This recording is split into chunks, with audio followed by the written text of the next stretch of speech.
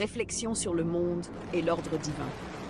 Allah, dans sa sagesse infinie, a créé l'univers avec une perfection que nous ne pourrons jamais entièrement comprendre. Il a façonné des milliards d'êtres humains, descendants d'Adam, cet homme créé à son image, honoré par la lumière divine et destiné à représenter Allah sur terre. Il a également créé des créatures spirituelles, les anges, les djinns et les démons. Chacun d'entre eux a une mission, adorer Allah, le reconnaître comme l'unique Seigneur. Pourtant, parmi eux, certains, comme l'armée d'Iblis, se sont égarés, corrompus par l'orgueil et la désobéissance. Le récit d'Adam et des anges est un rappel puissant de l'ordre divin.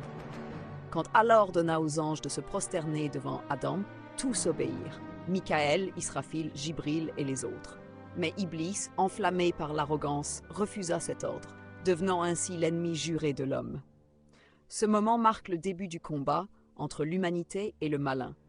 Aujourd'hui, nous vivons une époque où les signes de l'action divine se manifestent à nouveau. Comme chaque cycle de 500 ans, les épreuves se multiplient, les désastres s'abattent et la terre entière semble changer de visage.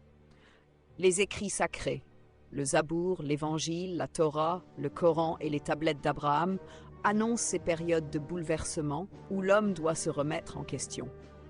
Face à cette réalité, il est légitime de se poser des questions profondes.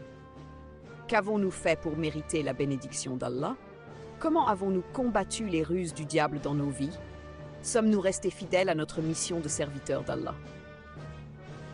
Ce monde, avec toutes ses épreuves, est un lieu d'apprentissage et de purification.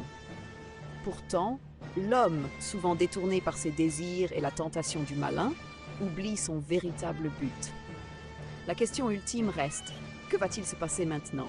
D'après les Écritures, Allah a promis sa justice. Ceux qui resteront droits, patientant dans l'adoration, la foi et les bonnes œuvres seront sauvés. Mais pour ceux qui se laissent séduire par Iblis, la destruction et la perdition les attendent. C'est une vérité immuable. Allah est miséricordieux, mais aussi juste. Nous vivons une époque de choix décisifs. Chaque acte, chaque pensée, mais chaque prière compte. Revenons à Allah, cherchons sa guidance et préparons-nous à ce qui vient, car le monde est en mutation et bientôt, le divin agira de manière que nul ne pourra ignorer.